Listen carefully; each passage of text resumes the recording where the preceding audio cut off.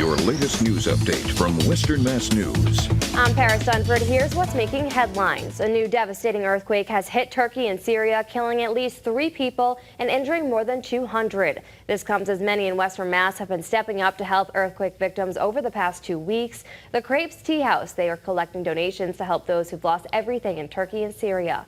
Plus, the West Springfield restaurant is collecting donations of clothing, dry food, and other items to send to Turkey and Syria in light of the recent quakes. And Springfield fire crews responded to a multi-car rollover crash happening at the intersection of Garfield and Litchfield Street in Springfield. Springfield fire officials confirmed 1 person was removed from their car. That person was taken to the hospital with non-life-threatening injuries. And the congregation at St. Peter's and Paul Ukrainian Catholic Church immediately started helping their home country after Russia invaded Ukraine on February 24th of 2022. Now, 1 year later, Western Mass News finds they are still doing whatever they can for people there. Well, several different efforts are underway here to help people in Ukraine. Many Ukrainians have also chosen to travel to America, seeking a safe place to live.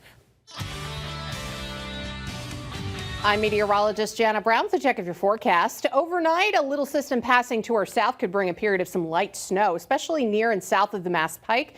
Could cause a couple of coatings and some slippery spots for the Tuesday morning commute, but any impact is going to be fairly minor. We'll start off the day with quite a few clouds, and there's a low chance for a rain or snow shower into the early afternoon. Temperatures climb to the low 40s or at least around 40 for the Pioneer Valley, 30s expected in the hills. Then our next system comes in late in the afternoon, early evening. Looks like rain for the valley, but some snow for the higher elevations. It'll be fairly short-lived, but could fall heavily at times for the evening commute. And there are some minor accumulations possible in the higher elevations, mainly on the grass.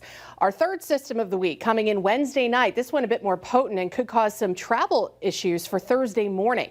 Hazardous travel possible due to first snow and then eventually some ice. A glaze of ice, a few inches of snow and sleet expected. Thursday likely a first alert weather day with some advisories. Then we're blustery, cold and dry to end the week. A very cold start to the weekend. And then a few more rounds of rain and snow on the way to wrap up the month.